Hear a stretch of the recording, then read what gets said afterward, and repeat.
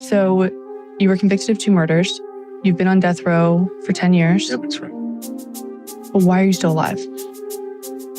Bien que la peine de mort soit abolie en France depuis 1981, elle peut toujours être prononcée dans 27 des 50 États américains. Toutefois, la procédure est plus compliquée qu'il n'y paraît, car une condamnation à mort aux États-Unis implique rarement qu'une personne va mourir dans un délai très court. Il arrive souvent que des décennies s'écoulent avant qu'une telle sentence ne soit exécutée. Mais quand elle l'est, même les gardiens de prison en sont préoccupés pendant de nombreuses années.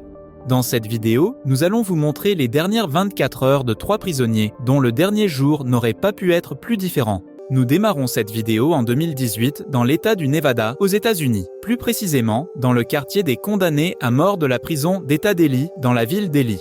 C'est là que Scott Dozier, condamné pour meurtre, ayant assassiné par cupidité 2 hommes travaillant dans le secteur de la drogue, est en attente de son exécution. Mais le cas de Scott Dozier est très particulier, non seulement parce qu'il a été condamné à mort, mais également pour les circonstances qui ont suivi. En effet, alors que la mort de Scott était imminente, il l'attendait, en réalité, avec enthousiasme, parce qu'il se croyait lavé de ses péchés. Il ne voulait plus continuer sa vie, et quand la première date d'exécution arriva, ce fut le choc. Scott apprit que la substance avec laquelle il voulait lui donner la mort n'était pas disponible. Son exécution fut donc reportée, d'abord de 2 ans, puis de 4 ans, et enfin de 5 ans. Entre-temps, Scott Dozier fit tout ce qu'il pouvait pour pouvoir enfin mourir et rédigea même une lettre au juge de district pour demander que son exécution soit accélérée. I expectantly and willfully engaged in a life outside of the law, all the values of conviction, and I would rather be dead than the same. Mais cette attente angoissante ne fut pas la seule à donner envie à Scott de mourir. Il souffrait également d'attaques constantes de la part de ses codétenus en prison et avait développé un trouble antisocial. Il regrettait sa liberté et sa fille, mais savait qu'il ne les retrouverait jamais. Finalement, le tribunal exauça le souhait du condamné à mort et Scott Dozier fut exécuté à l'aide d'un cocktail de drogue.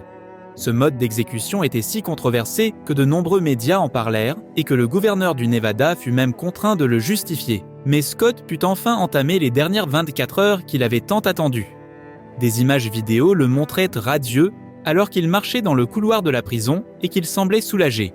À quelques heures de sa mort, Scott accorda une interview à un journaliste.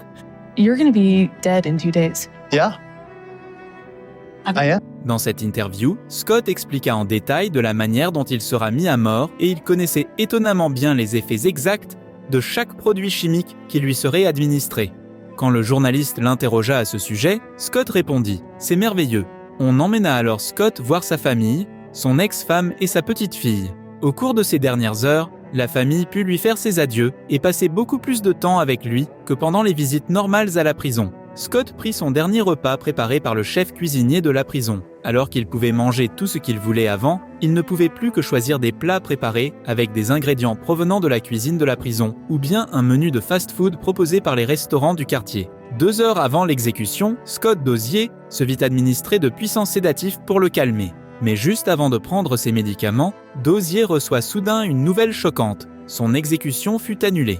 Dans les heures qui suivirent, Dozier sombra dans un profond chagrin et finit par se suicider. Billy Wayne Coble est lui aussi resté longtemps dans le couloir de la mort avant de mourir. Pendant très longtemps, dans la vidéo de 2019 que vous voyez, le tueur, alors âgé de 70 ans, avait déjà attendu son exécution pendant 30 longues années jusque-là. Billy Wayne Coble a assassiné ses anciens beaux-parents et leur fils en 1989, et malgré les nombreuses années qui se sont écoulées depuis, il ne regrette pas ses actes, comme il l'a révélé dans sa dernière interview. Do you regret what you did? Was you there? How can you say something if you wasn't there?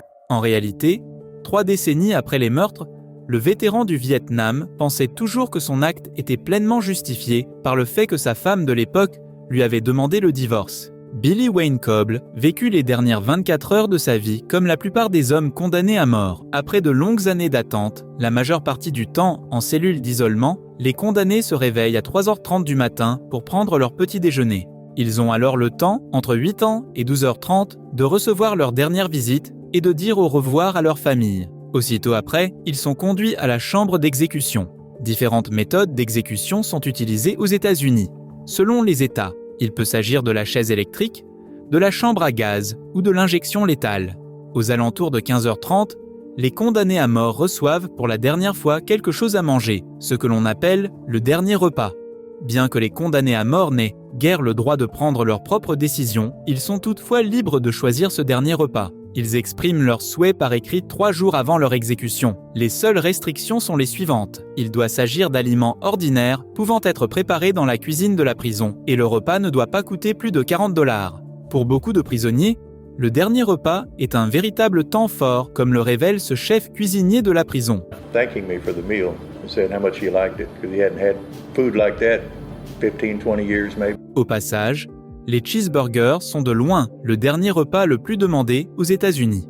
Après le repas, les condamnés à mort peuvent à nouveau s'entretenir avec un prêtre, et tout ce qu'ils disent est noté par écrit. Ils attendent alors dans une petite cellule située juste à côté de la chambre d'exécution. Entre-temps, on prépare la salle d'exécution. Les condamnés à mort ne sont amenés dans la salle qu'environ 5 minutes avant l'exécution. C'est bien sûr ce qui s'est passé dans le cas de Billy Wayne Coble. Les dernières minutes de sa vie ont été passées attachées à un brancard avant que le médecin n'administre l'injection létale. Les dernières paroles étranges qu'il a adressées à son fils, à sa belle-fille et à son meilleur ami furent « That will be $5. I love you, and I love you. Take care. » D'ailleurs, dites-nous ce que vous pensez de la peine de mort dans les commentaires. En général, les condamnés à mort ne sont pas les seuls à vivre un séjour difficile dans le couloir de la mort. Au même titre que Billy Wayne Coble, des parents, des enfants et des amis, malgré les crimes horribles qu'ils ont commis, ne sont pas pour autant écartés par leur famille. C'est le cas d'Anthony Haynes, qui devait être exécuté en 2015 après avoir passé des années dans le couloir de la mort au Texas pour le meurtre d'un policier en 1988. Quelque temps avant son exécution programmée, il a évoqué la tragédie de son cas.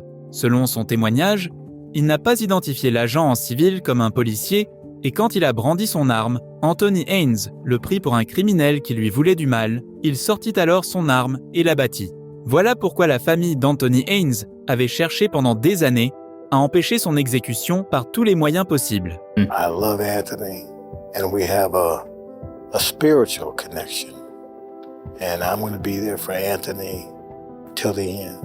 Suite à ces paroles émouvantes du père d'Anthony Haynes, 24 heures à peine avant l'exécution prévue, celle-ci a été miraculeusement interrompue à la dernière minute par une décision de la Cour suprême.